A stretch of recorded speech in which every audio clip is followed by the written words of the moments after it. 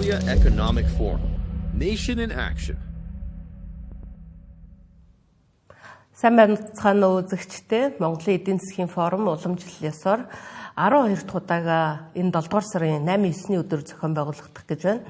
За бид Монголын эдийн засгийн форумыг ухтаад урьдчилсан хилцүүлгүүд хийдэг уламжлалтай. Өнөөдөр бид гадаадын хөрөнгө оруулалтын орчин буюу за эдийн засгийн форумын хамгийн чухал сэдвээр ярилцахаар өнөөдөр зочдтой урьж ирүүлээд байна. За миний хажууд Сансэр, засаглалын зөвлөх Сансэр, за Жавхлан төгс шадар сайдын зөвлөх Жавхлан төгс, Амчаам Монголын гүйцэтгэх захирал Адиа, за эдийн засгийн судалгаа эрдэм шинжилгээний хүрээлэнгийн захирал Төвшин төгс нар хүрэлцээрээд байна. За тэгэхээр бид гадаадын хөрөнгө оруулалт гэж маш олон жил ярьсан. За яг гадаадын хөрөнгө оруулалтын хамгийн чухал эдийн засагт үзүүлэх нөлөө нь юу гэдэг юм бэ гэдэг талаар Төвшин төгс захирал та нэг богинохон тайлбарлаж өгөөч. За. Том зургаар нь бид нэрхлээ харах хэрэгтэй. Гадаадын шууд хөрөнгө оруулалт маш их чухал, аягүй олон ярьдаг. Тэгэд яг юу болчоод энэ чинь их чухал асуудал юм бэ гэдэг нь хүмүүс болгон тэр болгоо ярьдаг. Тэрийг ярихын тулд нэлээд том зургаар эдийн засгаа бид харах хэрэгтэй. Тэгэхээр та бүхэн ингээ Монгол улсыг аваад үзвэл Монгол улс хуримтлалын маш бага түвшнөөс эхэлж байгаа гэсэн. Өөрөөр хэлбэл бид нар айхтар тех хөрөнгө хөрөнгөлөөж амжаагүй эдийн засаг. Тэгэхээр нөгөө бидний бодож байгаа сайн сайхан амьдралд аваачихын тулд тэр хөрөнгөө хөрөнгөл чинь эдийн засагт ороод оролцоод өгөөд эдийн засгийн тэлээд ингээ явахад бидний бодож байгаагаас удаан очно гэсэн үг байхгүй. Тэгээ энийг яаж төрөхсгэж болох юм гэх юм бол тэр хөрөнгийг ихсэх хэрэгтэй. Өөрөөр хэлбэл бидний капитал гэж ярьдаг. Эдийн засагт тэр капиталыг ихсэх тусам нэг хүний бүтээмж өсдөг. Яг тэгэхээр нэг хүн ч олон тоног төхөөрөмж хэрэглээд юм бол тэр хүний нэг цагт үйлдвэрлэх бүтээмж нь өссөн шүү дээ. Тэгэхээр хөрөнгө оруулалт гэдэг бол угаасаа тэр капиталыг өсгөдөг. Капиталыг өсгөнгүүд нэг хүний бүтээмж өснө. Нэг хүний бүтээмж өсвөл тэр хүний орлого өснө. Ердөө ийм ингийн. Гэтэл бид нар дотроосоо тэр капиталын хоримтлыг бий болгож чадахгүй гэвэл түрүү хэлсэн шиг бид нар угаасаа хоримтлал бага үүссэн эдийн засаг. Угаасаа хөрөнгө бага хоримтлал ус эдийн засаг.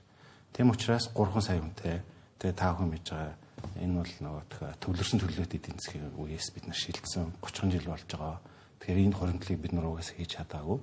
Ядуу төвшөнд байсан. Одоо дундаж төвшөнд ирсэн боловч биднэрт бол потенциал бол байна. Давуу талууд байна.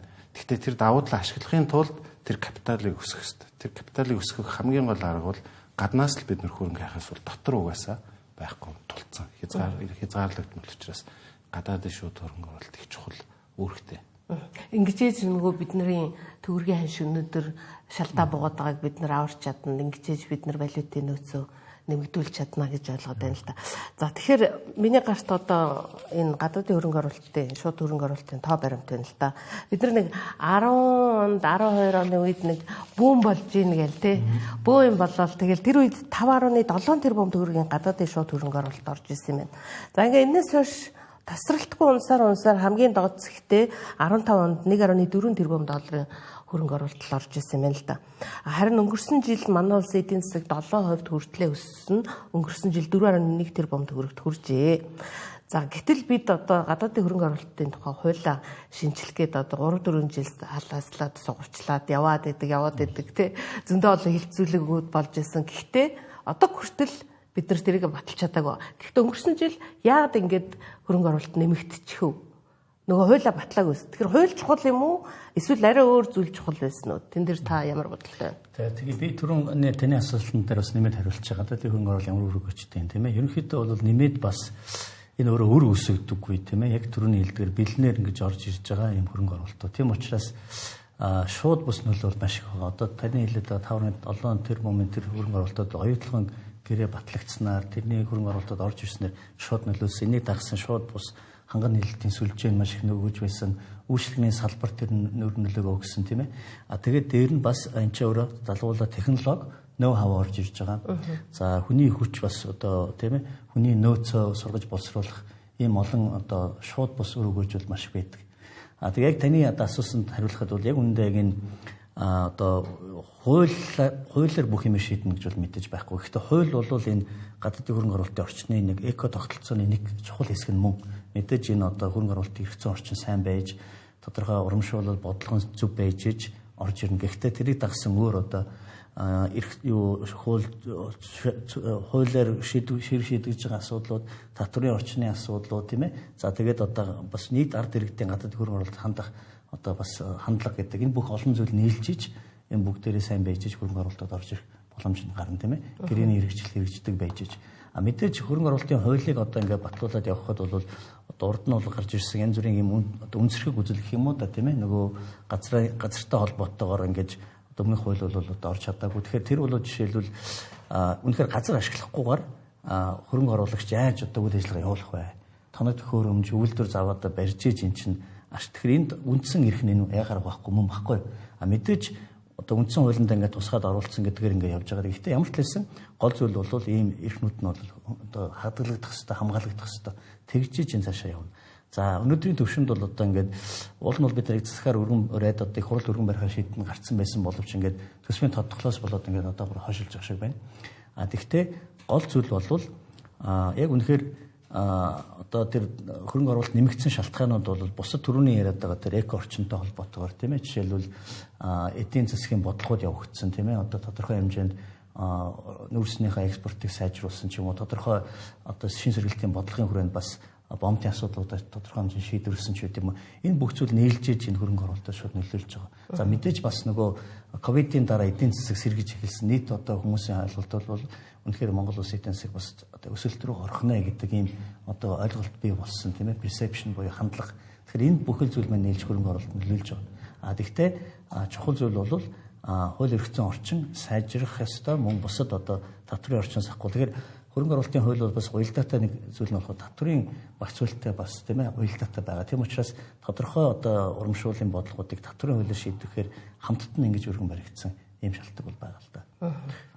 Эндээс нэмэт хэлэхэд ер нь бол гол нь хөрөнгө оруулалт нэмэгдсэний гол нэг том шалтгаан бол оюутлогын даалгаврын бүтээн байгуулалт ажилтнанд орсон. Тэр үед үнэхээр том өсвөр болсон. Яагаад гэвэл оюутлогын даалгаврын бүтээн байгуулалт ажилтнанд ороод явхад ерөнхийдөө тэрийг дагаад олон маш олон ханган нийлжийн сүлжээнүүд тэрийг дагаад ерөнхийдөө бас тоног төхөөрөмж тэр бол аюул том төтгөц болоод за юу гэдэг Монгол улс энэ оюутлогоо тэр юу гэдэг нь ямар ч илэм олцоод ийм төслийг явуулж байгаа юм чинь гэдэг тэр нөгөө хүлээлтээр ерөнхийдөө бас нэлээд хөрөнгө оруулалт нэмэгдээд явцсан тийм аа. Тэр бол хамгийн том шалтгаан байдаг. Тэгэхээр яг мэдээж ихсэн орчин чухал. Гэхдээ яг ингээд бодтой ерөөсөө хөрөнгө оруулалт юу ард төвхлээ Монголд яг ямар хөрөнгө оруулалт байгаа, яг ямар амжилттай явж байгаа төслүүд байгаа гэж харах. Тэгэхээр юу гэдэг нь Монгол ороод ирсэн ингээд ажил нь явж байгаа юм гэдэг. Тэр бол аюул том ирээр нөлөөсөн байгаа.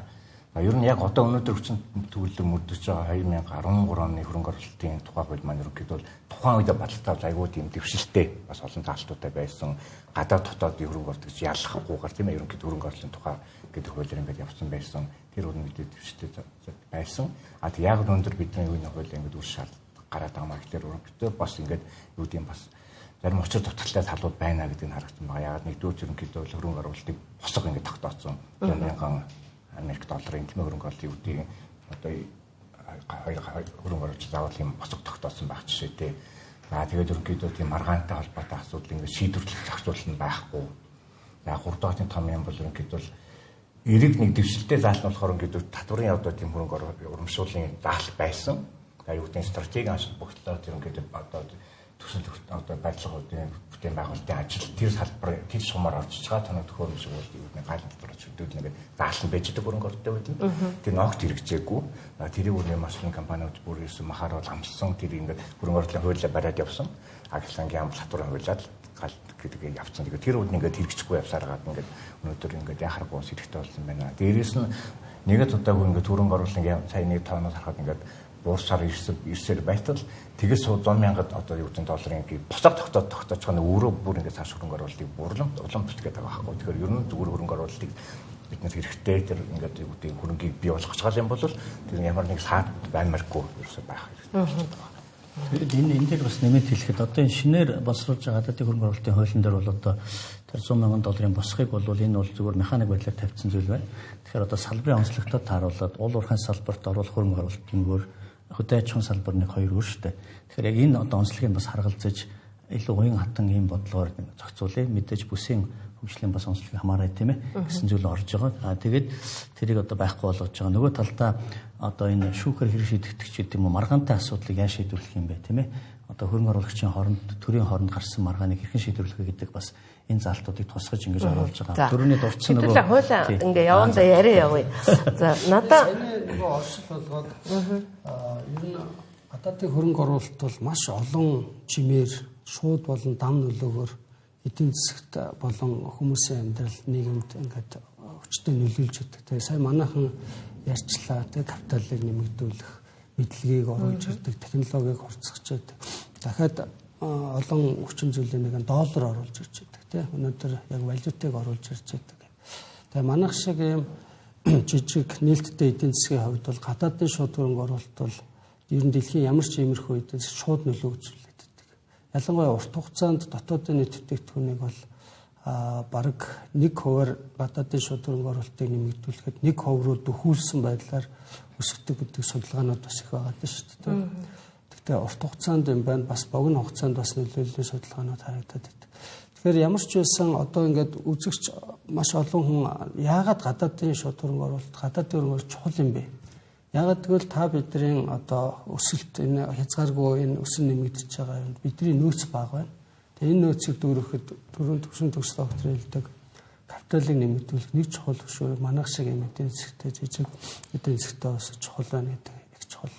Тийм болохоор бид нар өнөөдөр энийг зайлшгүй ярих хэрэгтэй. Тэгээд энийг ярихад өнөөдөр яагаад ингээд сүүлийн жилүүдэд сүүлийн 5-10 жилд ингээд тийм хангалттай биш байгаа юм бэ? Маш олон хүчин зүйл байгаа. Энийг өнөөдөр цөмөрөө ярина. Нэг нь бол бид нар хууль эрх зүйн орчин. Дахиад энэ чинь бас ихтгэлцлийн асуудал, хэлсэн ярьсандаа баахгүй байх асуудал, тогтворгүй байдал те их олон хүчин зүйл. Тэрний нэг нь одоо саяны бидний яг ярьж эхлэх гэдэг хууль эрх зүйн орчин бас байна л да. За манай улсад ер нь гадаад бид нар ч ер нь сүүлийн за миний мэдхээр л нэг 10 жил эдийн засгаас солонгоруулъя гэж айгүйх ярьсан. Гэхдээ яг солонгордгүй тэр нь ерөөсөө л уул уурхаагаас ерөөс тас хамаатай гэдэг нь одоо энэ оны эхний улиралд амар тод мэдэгдлээ шүү дээ бид нарт. Тэгэхээр солонгоруулахад гадаадын хөрөнгө оруулалтын тал дээрээ илүү анхаарч болдгоо юм уу? Яагаад заавал за яг хөө мэдээж хэрэг одоо уул уурхай тий мундаг баялагтай улс тэрүүгээр анхаарал татах нь гарцаагүй. Гэхдээ нөгөө тал руугаа нөгөө үйлчилгээ, барилга, санхүү даатгал тий энэ жишээлбэл одоо дижитал жилтэл энэ чиглэл рүү одоо хөрөнгө оруулалт татахад учир дутагдaltaй юм байна уу? Таны харж байгаа. Энэ солонгоруулах гэдэг асуудал бол 10 жилээр тогтохгүй. Бараг 20 жилээр ярьж байгаа асуудал. Уул уурхай дамгаас нь болоод 2006 оноос эхлээл яг зэрэгцээл яригдсан. Эдийн засгийн төрөлжилтийг яаж бий болох вэ гэдэг. Харамсалтай нь юу болж байгаа вэ гэхээр энэ бол тийм амархан шийдэгдэх асуудал ш. Бид нар 1000 яриад нэмэр байхгүй. Ягаад тэгэхээр эдийн засгийн нөхцөлөө бид хараад ухаарах хэрэгтэй. Өөрөөр хэлбэл хятад шиг бид нар ингээд татаас өгж байгаад үйлдвэрүүд татаас өгж байгаад шин салбар бий болгож угаасаа чадахгүй. Нөөцөнд авахгүй. Тэгэхээр ганцхан давуу тал чинь энэ эдийн засгт уул уурхай. Тэгээ энэ уул уурхайгаа дагаад гадаадын хөрөнгө оруулалт орж ирдэг. Гадаадын хөрөнгө оруулалт бусад салбарт орсон ч гэсэн тэр уул уурхай хөрөнгө оруулалтыг дагаж орж ирж байгаа гэж би боддог байхгүй. Одоо жишээлбэл уул уурхайд хөрөнгө оруулалт ирээд эдийн засаг өсөөд ирэнгүүт нөгөө солонгос ресторанууд ч бий болж ирсэн солонгос эзэнтэй. Хэрвээ эдийн засаг унаад унах юм бол эднэр бас байхгүй болчихно. Эдийн засаг гараад ирэх юм бол бусад жижиг хөрөнгө оруулалтууд орж ирнэ үйлчлэгээний салбар. Тийм хамаарлал бол байдаг гэж би дотроо хардаг. Улс орнуудыг харах юм бол манайхтай адилхан улс орнуудыг харах юм бол Ботсвана хамгийн тод жишээ. Ботсвана гэдэг Африк орн бол засаглалаараа маш сайн. Эдийн засгийн бодлогын төлөвлөлт, хэрэгжилт энэ тэрээр маш сайн эдийн засаг яадаг. Энэ чинь алмазнаас хамааралтай эдийн засаг байхгүй. Гэхдээ сүүлийн 30-40 жил эдийн засгаа төрөлжүүлж чадаагүй. Яагаад гэвэл тэр улс дэд бүтэц муутай, газар зүйн байршлын далаагаас хол манах шиг хүн ам цөөтэй. Тэгэхээр төрөлжилт тэр эдийн засгт ерөөсөө явагддаг. 30 жил ярьж байгаа хийж чаддаг. Гэхдээ манахыг бодвол засаглал сайтай. Тэгэхээр бид нар өөрсдөө ингээд Ботсванагийн жишгээс харахаар засаглал сайтай Ботсвана гэдэг улс төрөлжилтөө хийж чадахгүй байхад Монгол улс бол бүр юу гэсэн хүндрэлтэй турна. Яагаад тэгэхээр манай институцийн чанар бол сайн биш. Авилгалт их автагддаг. Одоо бизнесийн янз бүрийн төвөр судалгааны бүгдээр ингэ авахд хүндрэлтэй тал юу вэ гэвэл төрийн зохицуултууд шүү дээ. Тэгээ ийм зохицуултууд ихтэй саад бэрхшээл ихтэй байгаа үед эдийн засгийн төрөлжилт бүр л хүнд болно гэсэн үг. Тэгэхээр энэ улсын нөгөөх юугаа бид нэр ухаарах хэрэгтэй. Юу гэхээр энэ улс чинь хоёрхан хөрштэй 1.56 сая метр квадрат талбайтай. 3 сая хүнтэй. Тэрний 1.5 сая нь ганцхан цэг дээр төвлөрсөн. Дид бүтцийн хөгжил суултай. Өөрөөр хэлбэл бизнес үйл ажиллагаа явуулахад маш их зардал өдөртэй. Хамгийн зардал багтаа явагдах боломжтой нь уулуурхай. Тийм учраас уулуурхаараа нөгөө хөрөнгө оруулалт чинь татагдчих орж байна. Тийм учраас бид нар юу гэхээр хөрөнгө оруулалтыг татъя гэвэл энэ нөхцөл байдлыг бид нар ухаарах хэрэгтэй. Тэгжиж бид нар нөгөөх энэ уулуурхаадах энэ хөрөнгө оруулалтыг дэмжиж өгчиж бусад салбарт хөрөнгө оруулалт дагалдаж орж ирнэ гэдэг тэрийг л сайн анхаарах хэрэгтэй байх таа гэж боддог. Эдийн засгийн төлөвлөлтөөр яг зүгээр нэмэгдлэгэд гол нь манай Монгол улс манай өөрийн өрсөлдөх чадвар шүү дээ. Бид нар юу санал болгож чадах юм гэдэг тэр л чухал болчиход байгаа юм да. Тэгэхээр ер нь бол нэг юу гэдэг технологийн хүний нөөц боловсон хүчин байна уугүй юу тийм ээ тодорхой одоо шинэ өөр салбараас хөрөнгө оруулалт. Тэгэхээр энэ бол яг хүндрэлтэй асуудал байгаа. Таны ерөнхийдөө дээр нэмэхэд ерөнхийдөө өрсөлдөх чадвар нэг манайд их таар байгаа учраас ерөөсөө уул уурхаагаа төгссөн эдийн засаг байгаа. Яг хөө тодорхой хэмжээний бас ингээд юу гэдэг юм бас амжилттай явж байгаа бас ганц жишээ байна л жишээл франчайзингууд Монгол ороод ирлээ тийм ээ олон улсын сүлжээний дэлгүүрүүд хоолны газрууд ч юм ингээд том биш ч гэсэн ингээд яг бас ингээд гадаад хөрөнгө оруулалтын гадаадын юу гэдэг юм тийм бас брэндүүд ингээд Монгол орж байгаа байна. Би нэг санаж байна. Америк руу нөгөө оюун сүлжмөлийг татваргүй гаргана гэд нэлээд оюутлын үйлдвэрүүд бий болж ирсэн. Тэгээ яга байхгүй болсон. Тэр бас нэг ингээд төрөлжилт явагдах нь гэжсэн л байхгүй болчдөг. Тэр нь одоо яг юунаас болоод идэх юм? Тэр яг хөө тэр яг наадмын бол тухайн үедээ л ерөнхийдөө Америкийн талаас Монгол ерөнхийдөө тийм хөнгөлтэй нөхцөл олгосон юм байл ерөнхийдөө квотгүй ингээд татваргүй ингээд гаргах тийм. Тэгээд тэр нь тодорхой хугацаатай байсан учраас тэр хугацааг нь ерөнхийдөө тэр хугацааг үдэн ашиглаад яг нэг ерөнхийдөө нэлээд тийм Хонконг, Тайваны ерөнхийдөө нэлээд компани Монголд очиж ирсэн юм байлээ яг эцтэй. Тэгээд нөхцөл маань ерөнхийдөө энэ зугаад ер нь манайд бол хамгийн тийм сүүлийн шатны ерөнхийдөө шосго наах баг хэмжээний шахуу тийм байдлаар ерөнхийдөө Америк руу гаргадаг тийм байсан билээ. Тэр маань ерөнхийдөө одоо тэр хөнгөлөлтөнд хугацаанд дууссан учраас ерөнхийдөө тэрийг дагаал нөгөө юу гэдгийг гадны хөрөнгө оруулалтын Монголоос гарсан. Маш олон нөгөө оюутлын үйлдвэрт ажиллаж хүмүүс ажилгүй болсон. Тэгэл ерөнхийдөө нар таан байна гэхэлэр Чехт гарсан, Солонгост гарсан байж байгаа жишээтэй. Эдийн засгийн төлөвлөлт дээр яг энэ чиглэлээр Хаусман гэдэг нэг профессорын бие бас нэг хамт ажиллаж байсан хичээл бичээлээ аваад.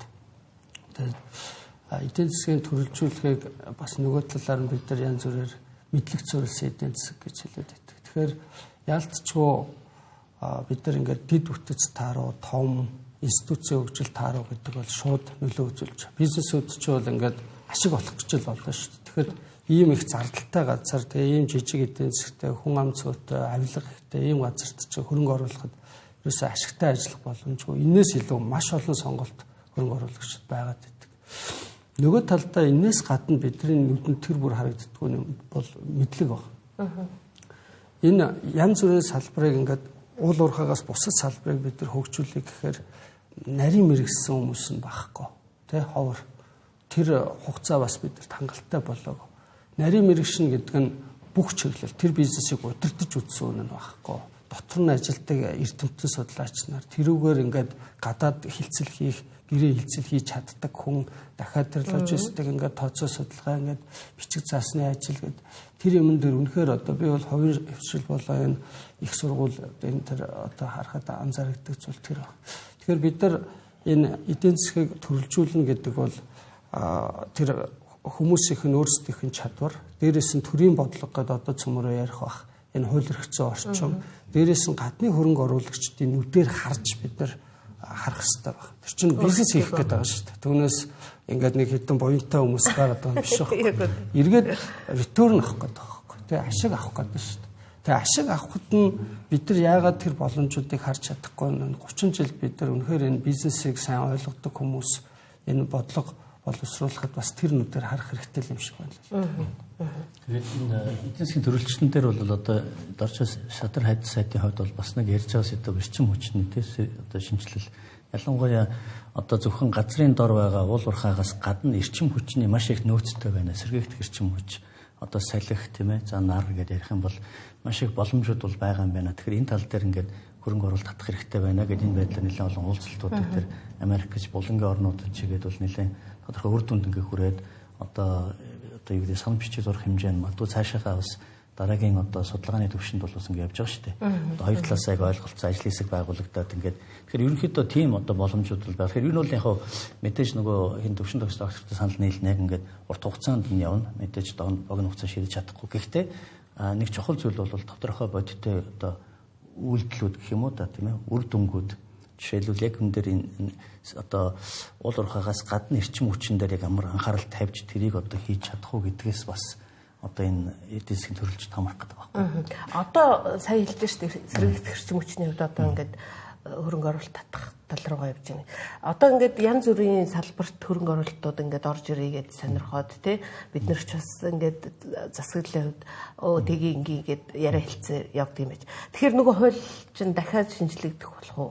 Эсвэл одоо хуульдаа уян хатан нөхцөлийг илүү тусгаж өгсөн ба хуулийнхаа төсөлд гадаад хөрөнгө оруулалт. Хуулийн төслийг бол ерөнхийдөө аль болохоор ерөнхий байдлаар хий. Өөрөөр хэлэх юм бол нарийн ширийн иймэрхүү залтууд ингээд тусаад орчхоор ахаад тэр өөрчлөгдсөн байдлаас нь хамаарат одоо нэг тогтворгүй байдал гэж яриад байгаа. Дахиад хуулиндаа өөрчлөлт оруулдаг юм орох гээд байна. Тийм учраас одоо ерөнхий нөхцөлийг нь яг ийм Монголд хөрөнгө оруулахад уриалсан байдлаар аль болохоор нээлттэй бодлогоор ингэж явж байгаа шүү гэдэг юм мессеж өгөөд яг нарийн ширийн одоо зүйлээ бол тодорхой одоо тэр зөвлөлөөр ч юм уу тийм ээ ярилцаж шийддэг. Тэгээд тухайн үеийнхаа нөхцөл байдалд нь уялдуулдаг байдлаар оруулъя гэж ийм байдлыг бичигдсэн байгаа. Тэгэхээр энэ дээр бол ямар нэгэн одоо нөлөөлөх зүйл байхгүй. Харин ч эргээр нөлөөлөхөр буюу өөрөөр хэлэх юм бол тогтвортой байдал хадгалагдах юм байна гэдэг ийм ойлголт төрүүлэхээс байгаа. Тэр дундаа бас одоо юу гэдгийг тийм ээ ус төрөгчийн эрчим хүчин дээр хөрөнгө оруулах юм бол ийм дэмжлэг үзүүлнэ ч гэдэг юм уу.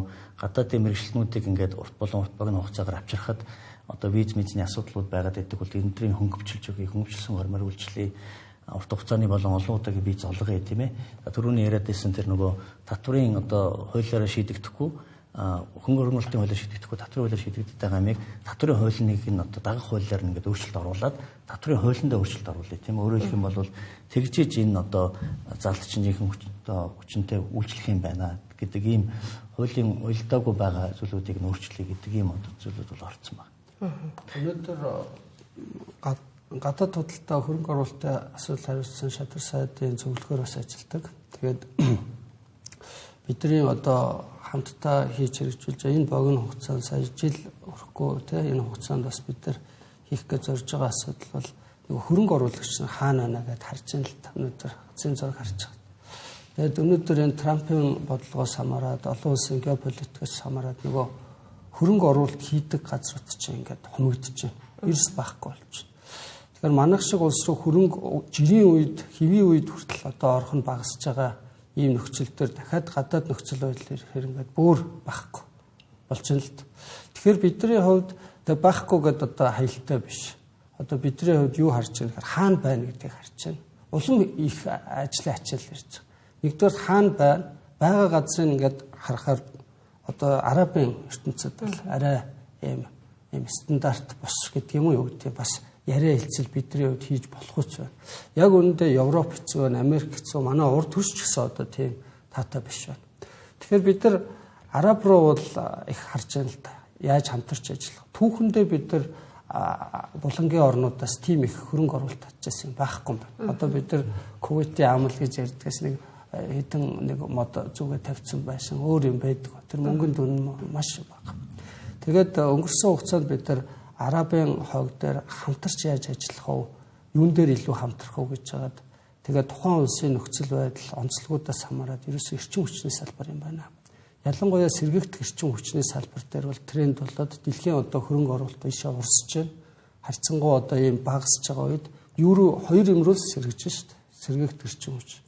Тэгэхээр сэргийгдэх эрчим хүч ийм одоо хот байгаа үед тэр хүмүүст өөрсдөнд нь туршлага байна. Нөгөө аквач гэдэг юм уу том хөрөнгө оруулалт хийсэн туршлагууд байна. Тэгээ манай улс нөгөө талаас өндөрлөг маш хүчтэй салхитай нарлууга их орхон хүчтэй нартай. Тэгээд сэргийгдэх эрчим хүчний үндэсээр дэлхийд бас онцлог яригдахаар ийм том газар нутагтай ийм байгаад. Нөгөө талдаа бид нар эрчим хүчнээс хамааралтай үйлдвэрлэж чадахгүй байна.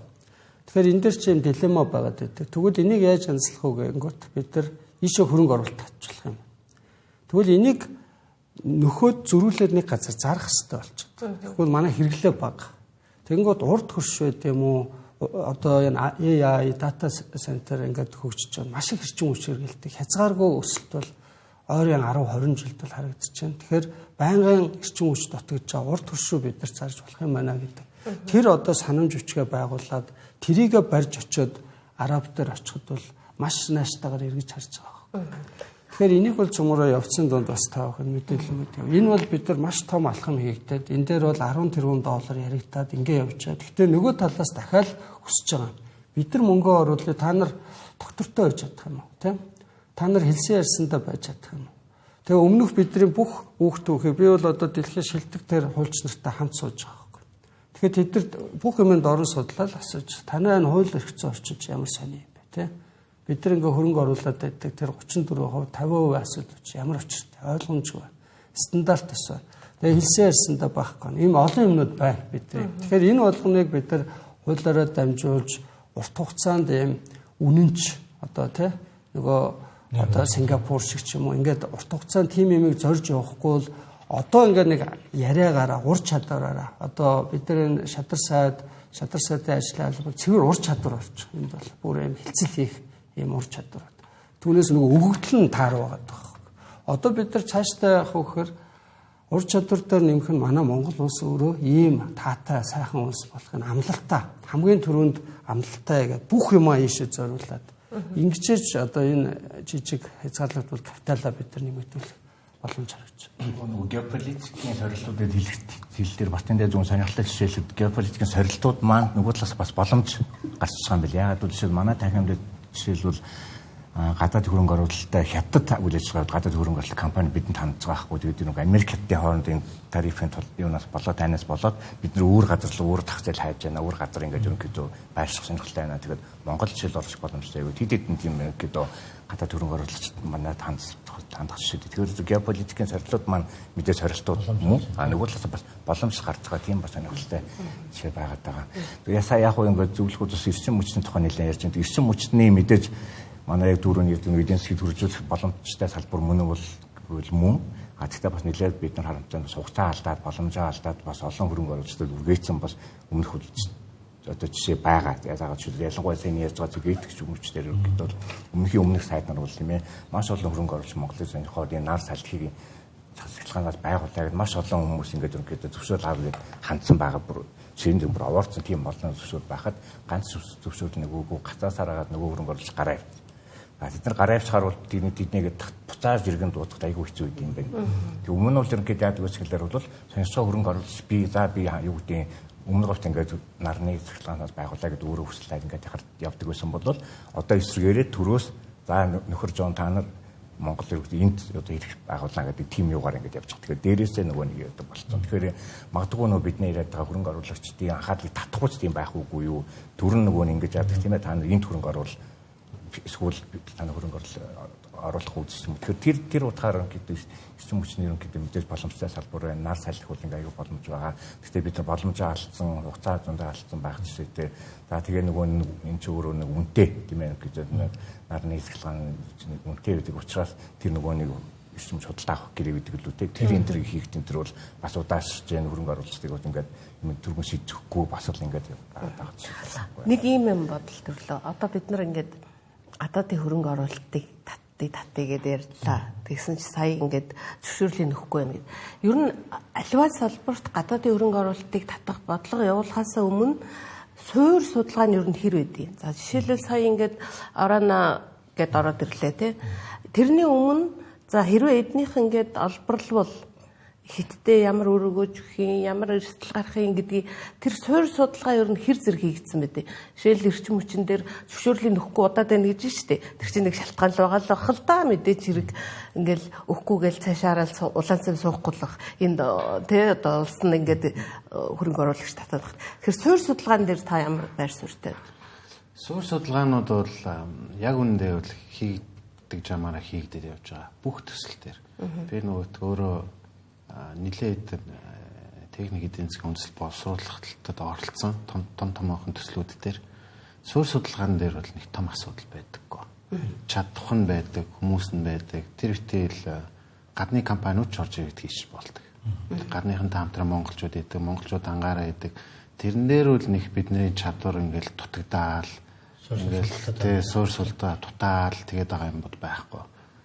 Уул уурхай дээр үл байгаа. Юу гэхээр уул уурхай ямар онцлогтой салбар вэ гэхээр тэр нөгөөх төрн төсвөөсөө хайгуулын талбайнуудыг нээж өгөх ёстой. Хайгуулын талбайг нээхдээ зураглалыг нь геологийн компаниудад өгөх ёстой. Наривчил сайтай зураглалууд. Тэр зураглалуудаа хэр сайн явуулж чадж байгаа юм бэ гэдэг нь жинхэнэ төрийн бодлого. Тэгээд зураглалаа сайн өгөх юм бол одоо ингээд энэ хүнд өгчөхөд ингээд нээлттэй олон дэлхийд нээлттэй тавьчихна. Тэгээд энэ хүн зураглалаа харж байгаад орж ирнэ. Орж ирэхэд нь одоо хүндрэл үүсэж байгаа нь энэ хүн хайгуулын лиценз авч чадах уу гэдэг асуудал болчихно. Тэр процесс нь ингээд доголдчихдаг. Тэгэхээр бол яг үүндээ уул уурхай болж байгаа их зохицуулттай. Тэр нь удаан. Тэгээд хайгуулын талбайг нээх гэж бид хичнээн одоо бараг 10 гаруй жил явж байна шүү дээ. Нээх гэд нээж чадахгүй. Ямар логикоор нээх юм бэ гэдгийг тогтож чаддаггүй. Тэгэхээр уул уурхай түшгэлсэн эдийн засаг байгаад байдаг. Уул уурхай талбайг нээж чаддгүй. Одоо бид нэр алтны орд ер нь дуусч байгаа гэж ярьж байгаа тийм. Яагаад гэхээр бид нөгөө талбайнуудыг нээж өгөхгүй байгаа юм чинь шинэ орд үүсгэж чадахгүй байгаа байхгүй. Тэгэхээр нөгөө алт чинь 20 тонн үйлдвэрлэж исэн, 20 тонн үйлдвэрлэж байгаагаараа хэдэн ч жил болчих. Одоо сүүлийн 10 жил 20 тонн л үйлдвэрлэж штэ жилд. Тэгэхээр энэ төр салбар болгон өөр байгаа. Төрийн зохицуулт жоон хүнд байна. Уул уурхай дээр бол тийм яахааргүй тийм хүндрэл байгаа. Бусад салбарууд дээр бол мэдээж нөгөө монголчууд ч гуйх талдаа байгаа гэсэн үг шүү дээ. Ороод ирээч ингээд бид нар нөхцөлийг чинь тавиад өгөө. Бид нарт ийм юм байна гэдэг судалгаа нь бол тэр бол гайгүй. Тэр тийм суур судалгаанууд дээр бол айхтар гатсан юм бол миний ажиглалтаар бол байхгүй. Одоо энэ нөгөө сая төвшнөөс тасрын хэлж байгаа тэр түрүүн үндсэн эдийн засаг маань голлох эдийн засгийн нуруу маань бол одоо уул уурхай. Тэгэхээр уул уурхай дотор өөрөө бас хийх юмнууд зөндөө байгаа гэж ярьж шүү дээ. Тухайлбал хайгуулаа нээх ёстой шүү дээ. Хайгуулаа нээжиж 10 удаа хайгуулын төсөл бийж нэг уурхай гарах магадлал өндөр байгаа тийм ээ. Тэгэхээр ийм учраас хайгуулаа аль болохоор олон байдлаар хийж энэ дэр хөрөнгө оруулалтад нь одоо урамшуулах нэг айгүй чухал одоо бас боломж байгаа байхгүй. Уул уурхайн салбар дотроо бас төрөлжих боломж байна шүү дээ. Жишээлбэл хайгуулаа сайжруулад явах тийм ээ. За тэгээд нөгөө талдаа бас энэ эрчим хүчний асуудал дээр бол одоо саяны тэр тарифыг нэмсэн асуудал бол мэдээж одоо ард иргэдийн эдийн засаг нөлөөлж байгаа тийм ээ. Мэдээж одоо энэ бараа бүтээгдэхүүн нөлөөлж байгаа. Гэхдээ энэ бол зайлшгүй хийх шаардлагатай реформ байсан.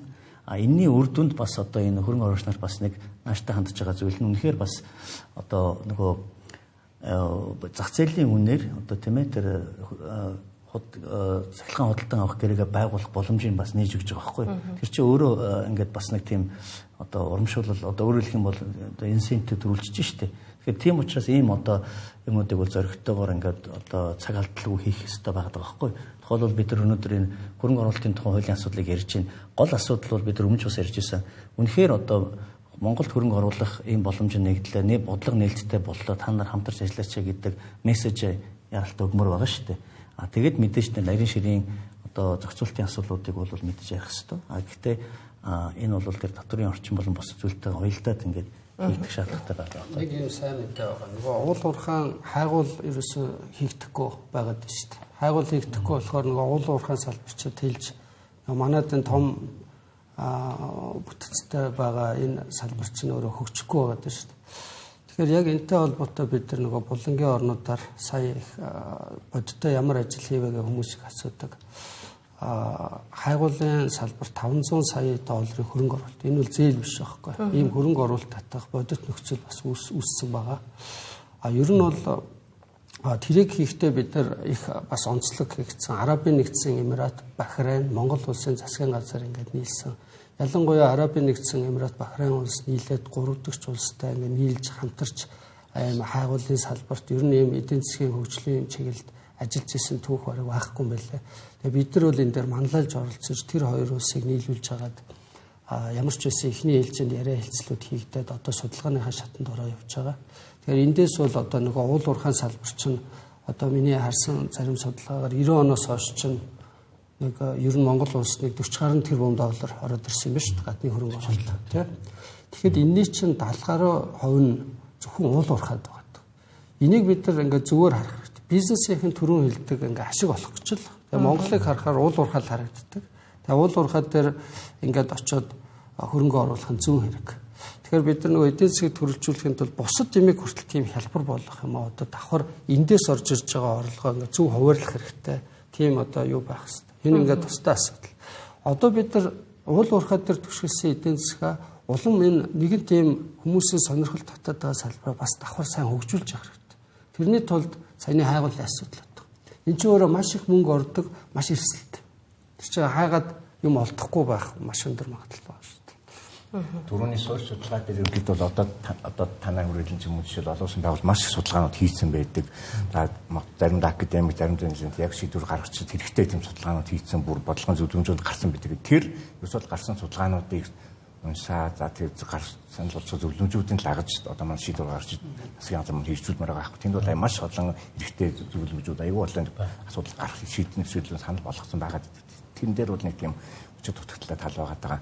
Яг уул уурхайн салбарыг мэдээж хэрэг манай танхимын зүгээс бид наах нөгөө дахиад нэг ойлгоо ярих ингээд дараагийн ойлгоо хаана ямар төсөл байх юм бэ гэдэг тэр санаа бид наах ингээд хэлж ирсэн юм. Яг тэгвэл нэгэн л миний Монгол Улсын эдийн засаг маань тэлэх гэж байгаа юм бол ганц хоёрдлагаар тогтмооргүй байна. Хэд хэдэн хоёрдлагаа бий болж ээд энэ ерөнхийдөө улс орн маань эдийн засаг маань тэлэх нь нөгөө хөрөнгө оруулалт нэмэх тийм юутай байгаад байгаа. Тэгэхээр ер нь бол одоо нэг олон улсын хамтлагч нөгөө чухал ашигт малтмал гэдэг ярьдаг болчихлоо шүү дээ. Тэгэхээр тэр чухал ашигт малтмал үнэхээр манай Монгол газрын хуур элемент тэр нөөцүүд нь үнэхээр байгаа мó сексуал судалгаанууд нь тэ байгаа бол үнэхээр гадаадын хөрөнгө оруулалт татгуут хэмжээний тийм их байгаа мó.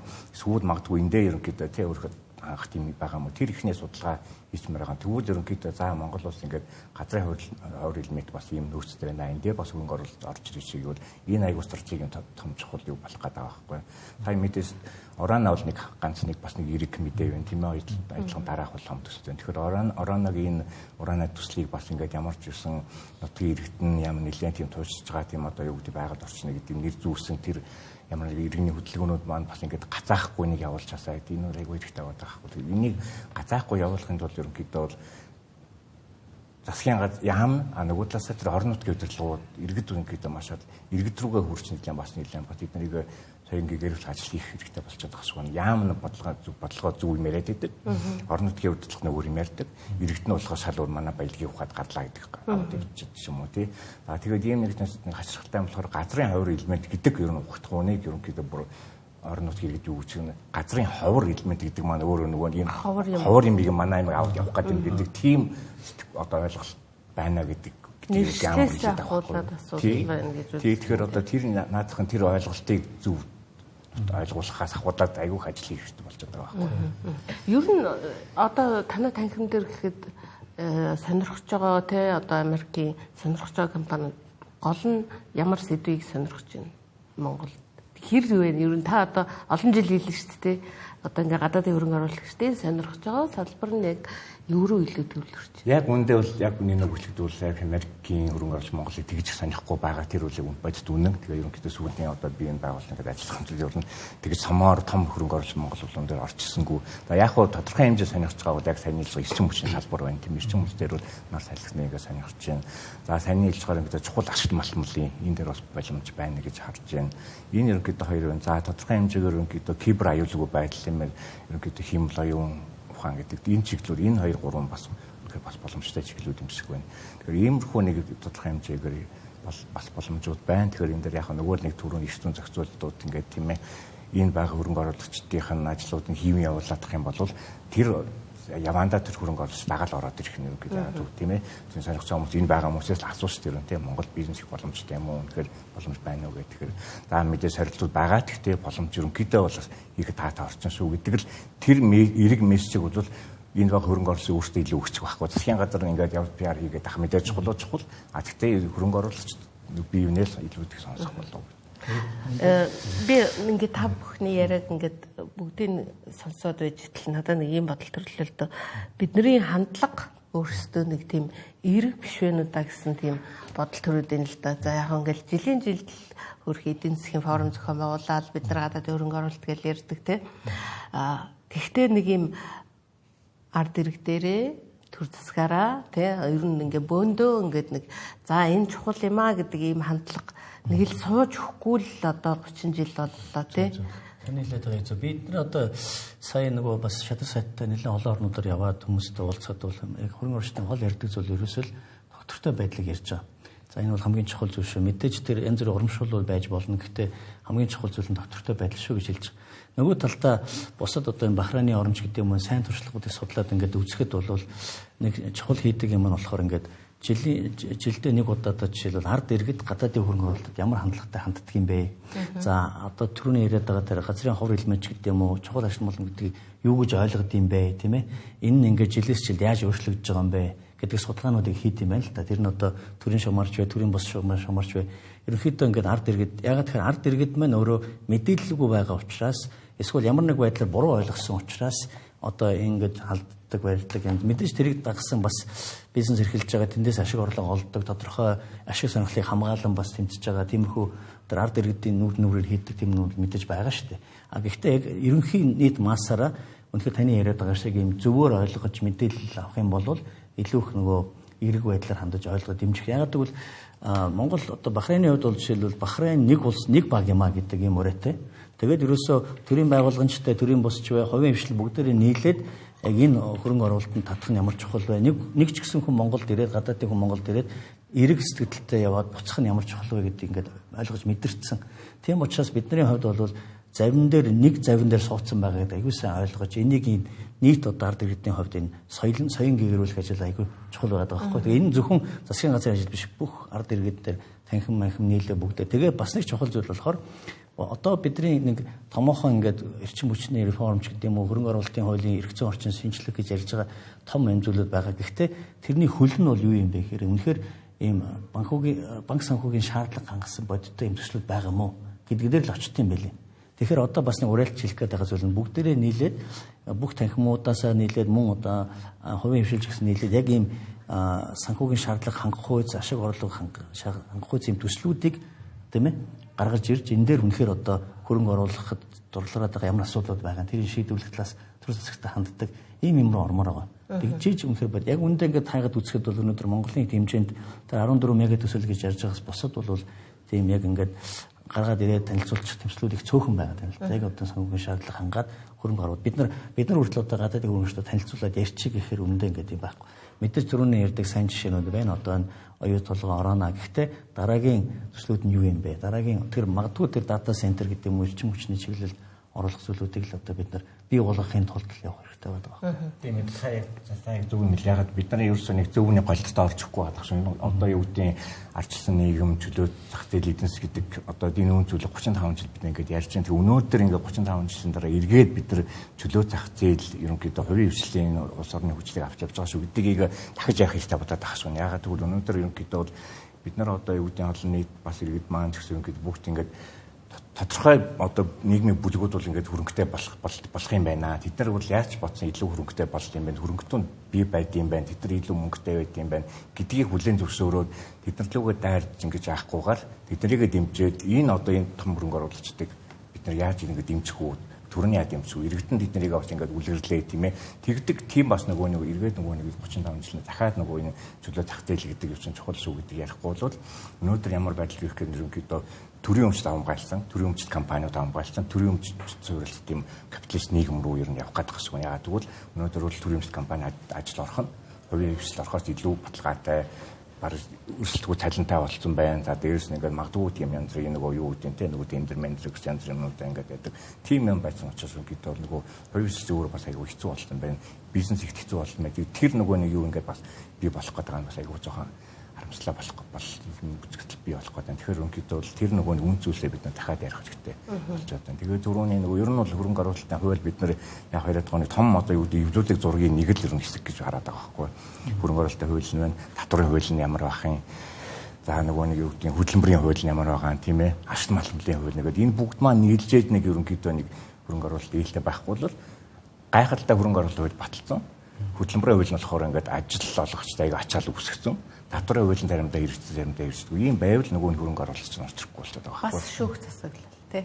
Одоо би Санжаагаар Нямбатар хууль зүйн сайд байхдаа нэг гадаадын хөрөнгө оруулагчдыг гомдоосон одоо залилсан этгээдүүдийн асуудлыг шуурхаа шийднэ гэдэг. Тэгээд тэр замхраад алгуулсан. Ер нь шүүхт итгэл хэр үйдэг гадаадын хөрөнгө оруулагчдын та юу гэдэг. Тэгээ нөгөө бизнесийн орчны судалгаанууд дээр жирэл болгон гардаг нэг зүйл бол юу гэхээр тэрийн зохицуулттай холбоотойгоор энэ дампууруулах, шүүхтэй холбоотой өрөөд ирдэг байхгүй. Дампуурах айгүй хэцүү болчтой, заргалтах айгүй хэцүү болчтой. Тэгээ нөгөө арбитр нь сайн ажилдаггүй, ойлголцол байдгүй, төр нь гадаадын хөрөнгө оруулагчийг мөрчдөг те. Нэг тийм асуудлууд чинь бизнесийн survey дээр байсаар ирсэн байгаа. Одоо ч байгаа. Тэгэхээр нөгөө шүүх нь бас айгүй урт хугацаа ингэ шаарддаг, процессын үед удаан. Тэгээ нөгөө тэр тусгаалсан шүүх байхгүй. Нийтийн шүүх дотроо ингэ явж байгаа учраас тэр асуудал чинь мянган асуудал донд ингэ дарагдсан ингэ явж идэг. Шүүгч нар нь тэрүүгээр дагнсан шүүгч бас байхгүй. Тэгэхээр нөгөө энэ хүндрэлүүд чинь эргээл нөгөө хөрөнгө оруулагчтай яас хэцүү юм битээ гэж харагдана гэсэн үг шүү дээ. Одоо нөгөө тэгэхээр та бүхэн томоохон хөрөнгө оруулагч оюутлогын маргаануудыг харж байна. Татвар дээр хүртэл маргаан үүсэж байгаа шүү дээ. Тэр чинь ингээд ойлголцохгүй ингээд яваад шүү дээ. Татвар дээр маргаан үүснэ гэдэг чинь бас чинь айгүй энгийн зохицуулчих хэвээр асуудал байгаад тахтал ойлгомжтой байх хэвээр асуудал байгаад тахтал ойлгоотой гэж. Тэгэхээр гадаадын хөрөнгө оруулагч ер нь татрын маргаантай ер нь л тулна Монгол улсад. Тэгэхээр нэг тэрийг бас зохицуулах хэвээр. Тэр чинь орох гэж байгаа хөрөнгө оруулагч хамгийн түрүүнд харна шүү дээ. Оюутлогын жишээг хараад яагаад ингэ татрын маргаан ингэ байгаад идэв. Ямар сони гэдэл Монголын нүүр царай тэндээс харагддаг байх гэж би боддог. Татрын маргаан дээр жишээлбэл тэр одоо татрын байцаагч нар яг тэр татрыг юу гэж ойлгож байна тийм ээ. Олон улсын стандартаар хийж байгаа рио ч юм уу оюутлогын тэр юу гэж ойлгож байгаа. Энэ дэр зүрх үүсэж байгаа шүү дээ. Тэгэхээр ерөнхийдөө тэр одоо нөгөө нэгтлэн бодох бүртгэл гэдэг юм уу тийм ээ. Одоо тэр олон энэ дээр яг бид нар олон улсын аль жишгийг баримталж явах гэдэг нь хүртэл айгүй тодорхой байх хэрэгтэй байхгүй. Тэгжээж нөгөө бизнесийн хүмүүстэй бизнесийн хэлээр нэрнэ шүү дээ. Хоёр өөр хэлээр яриад байж болохгүй. Тэгэхээр одоо тэр жишээлбэл уул уурхай дээр бол жорг гэх системийг тийм ээ олон улсад ингээд дэвшээ. Тэрний дагуу гаргасан нөөцийн тооцоог бол хүлээж авдагтай адилхан татварын тайлан өгөхдөө одоо юу гэдгийг тэр гап байт юм өөр ямар үед олон улсын тэр тайлан гарыг тогтсон хэгжиж ойлголцохоор байгаа байхгүй. Тэгээ хууль дээр чинь тэгэхээр ер нь бол гэрчлэл дээр бол бид нар аль болохоор энэ нөгөө одоо яг тухайлбал яг энэтэй холбоотой залдуулна бид нар тусгасан.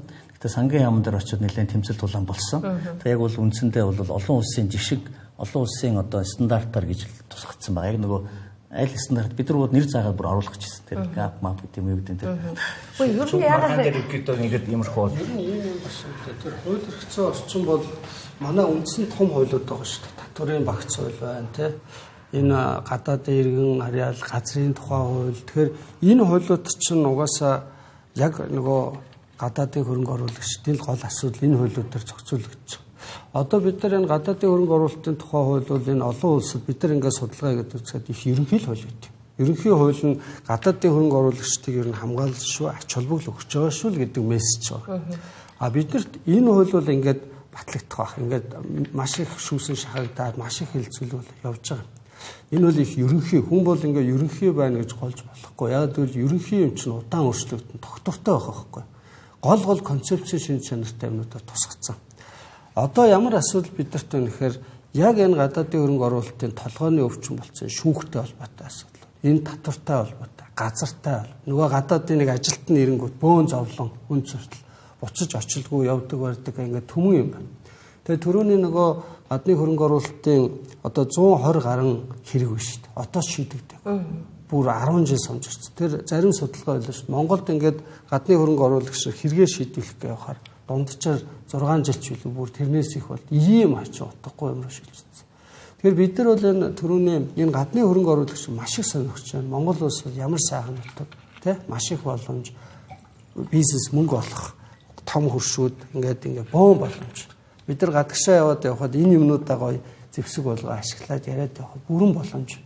Гагцгүй нөгөө хүмүүс маань эренгүүтээ ингээ гайхаад заазаагаад баг өмгөө зүхтах бас олон нөхцөл.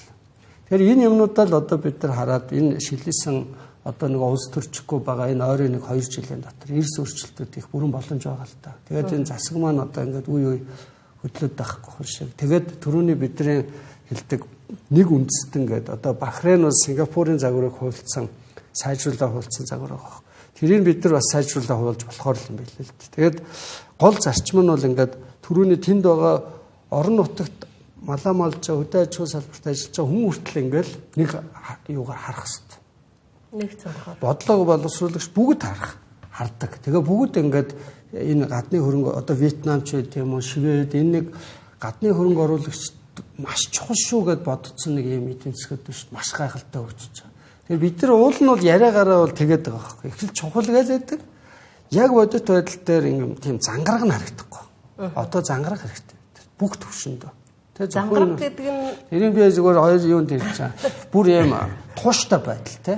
Тууштай байдал чи зүгээр нэг юм бодоод авах биш ингээ үйлдэлүүд тий. Ийм бүх төвшөндөө нэг оролт орж ирж ич тэр хүнд ч гэсэн ашигтай шүү гэдэг л ойлголт тийм ээ өөрт нь humor тал ашигтай шүү гэдэг бид нар түрүүний нөгөө хэлдэг шууд бас өгөөжүүд нь тэр орон нутагт нь ширж байгаа тэр татвараарч байд юм уу тэр ажлын байр өөрийнх нь хүүхэд нь тэр газар ажилдаг ч юм уу тийм байдлаар ирж тэр хүнд өгөөж нь очиж байгаа шүү гэдгийг л одоо ойлгож хүлээн зөвшөөрөх энэ талаар ойлгуулж ярих л юм асуудал байгаа даа.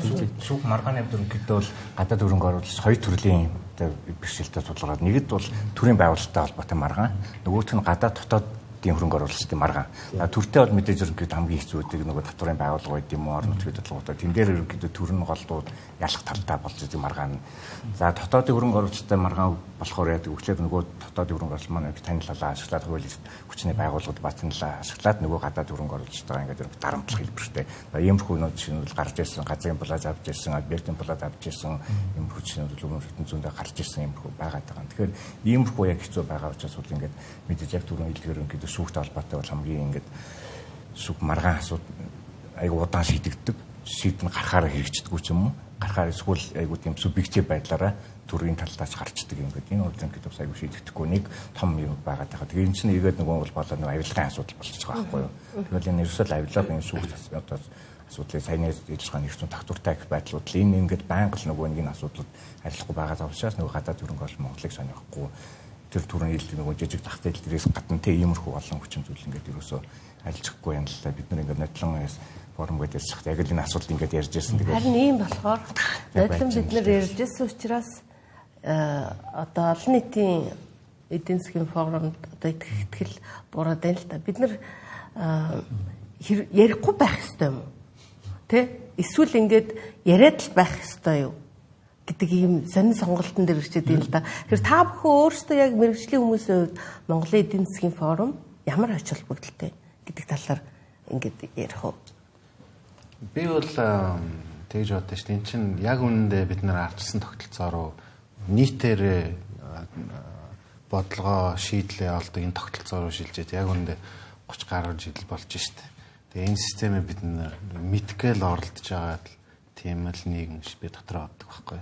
Тэгэхээр энэ нийгэм хизээ ингээ бэхжээл хөл дээрээ босоод ингээ явах гэхээр дандаа яриа хэлцээ хийж бие биентэйгээ ойлголцож хийж. Тэгээ магадгүй бид дөрөв бие бинийгээ таньдаг олон жил боллоо. Бид дөрөв хоорондоо яриад байвал энэ бид дөрвийн л хоорондоо яриа болчихроо үлдчихэж штэ. Тэрнээс гадна энэ хүрээ хайлаад олон хүмүүсийг оруулаад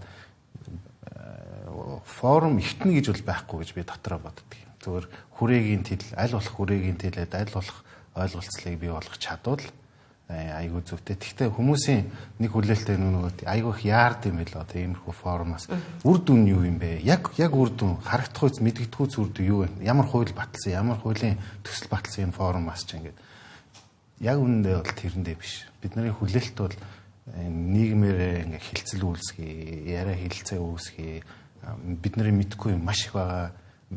Миний мэдхгүй юмыг Азиа мэдж байгаа. Азиа битэр хоорондоо яриад ойлголцол өрнө. Тэр чинь аль хэдийн нэг том алхам. Тэгээ би 3 дахь хүн дээр, 3 дахь хүн, 5 дахь хүн дээр хэлнэ ингээд. Тэгэхээр нөгөө ийм форумын гол давуу тал бол би тэгж хардаг. Одоо нэг олон нийтэд ийм ойлголт явуулдаг. Форумын зохион байгуулалтнаараа яахан бол энэ улс орчин бүр ялдын хөгжөд явсан байх хэрэгтэй шүү дээ. Тэгээ дахиад форум гэж байгаа яах гэсэн гэдэг. Тэн дээр бол ер нь гол хариул ялангуяа Монголын эдийн засгийн форумд ер нь бид нар юу гэж боддог вэ? Бол дэлхийн эдийн засгийн форум ерөөсө тэр форматыг л хараад ерөнхийдөө тэндээ санаа авсан. Тэгээд яагаад бол дэлхийн эдийн засгийн форум бол ерөнхийдөө бол маш олон талын оролцоотой ерөнхийдөө тийм талбар л байгаа ерөөсө тийм ээ. Ингээд аян санаагаа уралдуулдаг. Тэгээд эндээс Монголын эдийн засгийн форумоос ерөөсө хүлээж байгаа. Тэгээд ерөнхийдөө урайлах хэцүү болохоор бол тэр форум 2 өдрийн дараа гараад явсан бол ингээд ямар ч ядаж нэг ганц юм хоёр ингээд шин санаа аваад гараасаа л гэдэг. Ерөөсөө л ийм юм байгаа. Шин санаа таньж байгаа мэдгүй өөрөө бас шин мэдээлэл аваад ч юм уу. Ерөөсөө тэр ерөөсөө гол үрдэ байгаа байхгүй. Тэгэхээр зөв яг тэр нөгөө нэг юу гэдэг тэндээс ямар нэг одоо юу гэдэг хуулийн төслөг бас гарах батлах гайгүй тийм эсвэл энэ дээр эсвэл нэг шийдвэр гаргахгүй эсвэл хөрөнгө оруулалтын гэрээ зурдаг ч юм уу. Тиймэрхүү угаасаа зорилго нь тийм биш байгаа учраас ерөөсөө л нэг ганц хоёр ерөөсөө ингээд өөртөө ингээд тийм тусгаад авчих тиймэрхүү шинэ мэдлэг мэдээлэлтэй л болоход ерөөсөө тийм зорилготой. Тийм талбар шүү. Миний хувьд бол 2 хоногийн хугацаанд одоо хамгийн байж болох зөндөр төвшний одоо төрийн одоо албаны тийм ээ удирдагч нар за төрийн ерөнхий сайд шадар шаач гэдэг юм төвшөнд за мөн одоо бизнесийн төлөөлөлөд хамгийн одоо тэр өргөн хүрээнд ажиллаж байгаа үнэхээр бизнесээс салбараа тэргүүлж ажиллаж байгаа манлайлж ажиллаж байгаа хүмүүс ингэж суглаад яг энэ одоо салбар дээр муу одоо эдийн засгийг хөгжүүлж урагшлуулахад тулгараад байгаа гол бэрхшээлүүд юу вэ шийдэл нь юу вэ гэдэг талаар одоо ерөнхий одоо харилцан ойлголцтой болох нь л өөрөө энэ одоо чуулганы аягүй том ач холбогдол байна. За бусад Давосын чуулган дээр бол ингээд ер нь бол эдийн засаг дэлхий яаж хаашаа явах гэдэг нь ямар трендүүд байгаад байгаа гэдэг илүү ойлгож авч байна. Тэгвэл Монголын хувьд бол Монголын эдийн засаг бэрхшээл нь юу байгаа, шийдэл нь юу байгаа, энийг яаж шийдэж болох юм, бие салбартаа ямар юм хийвэл болох вэ гэдэг санаагаа олж авах ийм л одоо ач холбогдолтой. Тэрний тийм учраас яриад ах юм уу, ярихгүй байх юм, ер нь ярьсан л дээр шүү дээ. Одоо бид нар жишээлбэл Зандан шатар ерөнхий сайд одоо шинээр гарч ирж байна. Тэгтэл бидний энэ хөрөнгө оруулалтын орчин гэдэг бол эко тогтолцоо юм аа. Энэ хуулигаар бүх юм шийдэхгүй юм байна. Шүүхийн шийдвэр дээр асуудлууд байгаад байгаа юм. Тэрийг шийдвэрлэх нь чухал юм байна гэдэг эмийг толгойд нь суух нь л өөрөө энэ гүйцэтгэх засаглалын хувьд асуудлуудыг шийдвэрлээд явах маш том одоо ойлголт өгнө шүү дээ. Энийг хэрэгэн ойлгож хүлээж авч чадах юм бол өөрчлөлт хийх эрх мэдэл нь байна. Даатайгаа засах тийм. Тэгэхээр энэ ойлголтыг авснараа одоо төрийн албан хаагч жалгаагүй одоо бизнесийн ч гэсэн бүгдээрээ нэг цэг дээр очиж штэ. Тэр ойлголцол өөрөө айгүй том ач холбогдол гэж үздэг. Ер нь эдийн засаг гэдэг чинь ерөөсөө амьдрал штэ. Хүмүүсийн амьдрал те. Тэгэхээр хүмүүсийн амьдралыг яаж сайжруулах вэ гэдэг юм бүх төвшөндөө, макро төвшөндөө, микро төвшөндөө, хувийн хвшил төвшөндөө, бодлогын төвшөндөө ингээд ярьж яах нь зөв ярих хэвээр. Бид бүр маш их ярих хэвээр. Бүр ярьж байгаа яриагаа ингээд түрүүнийх шиг ингээд бүр анхан шатны тэр аж ахуй бизнес хийж байгаа хүмүүсийг сонирхтол тэр төвшин болтол энэ бол ингээд явна. Ер нь өндөр хөгжсөн орнуудад бол бизнес хийж байгаа хүн гэхэд эсвэл ажиллаж байгаа хүн гэхэд ийм форумуудыг бүгд анхааралтай ажигладаг юм байл. Ер нь бол ингээд хүний хөгжил аваа дундачтай ийм улсууд бол бүгд хараад энэ дээрээс миний хийж байгаа бизнест мэдээж эдийн засаг нөлөөлнө, улс төр нөлөөлнө, нийгэм, соёл те энэ олон гадаад орчны хүчин зүйлүүд нөлөөлнө гэдгийг мэддэг хүмүүс чинь заавал харж өөрийнхөө ашиг орлого энэ технологийн орчин яаж яах гэж харж бодлого нь хаашаа явах гэж харж анзаардаг.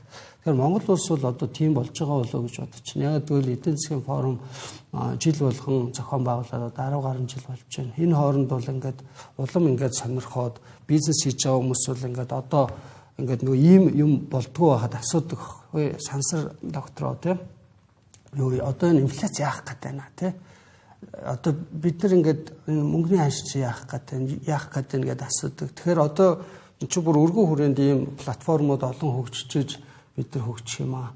Одоо гол нь бидэрт юу хэрэгтэй вэ гэхээр энэ ярьж байгаа юмнуудаа ингээд нэг тийш зангидаад ийм олон задалж бид нар чинь юм нөөц хязгаарлагдсан шүү дээ. Тэгээд түрүүний миний хэлдэг нэг тодорхой зангараг гэдэг шиг яг ийм ач холбогдол өгөөд энэ жоохон нөөцөө маш тодорхой юм руу чиглүүлмээр байна. Тэр нь магадгүй гадаадын хөрөнгө оруулалтыг татах чиглэл бидэрт мөнгө хэрэгтэй шүү дээ. Одоо Монголын бүх ард иргэд хувь хүн, ахмад, бизнесүүд бүгд зээлтэй. За. Тэ одоо ингээд тэр мөнгө чинь бид нар хүүгүүгээр орж ирэх боломжтой хөрөнгө оруулалт. Тэгэхээр бид нар энэ утгаар нь харсан чинь ингээд тал талаас нь ярьж болно л дээ. За маш их баярлалаа та бүхэнд. Тэгэхээр бидний энэ урьдчилсан хэлэлцүүлэг үргэлжлээд яг Монголын эдийн засгийн форумын тайзнаа үргэлжлэх болно. За яг ийм хэлэлцүүлгүүдийг бид цурал болгон хийх болно. Анхаарал хандуулсан үзэгчдэд баярлалаа. Хүрэлцэн ирсэн та бүхэнд баярлалаа. 7 сарын 8-9-нд эдийн засгийн форумаар уулзцгаая.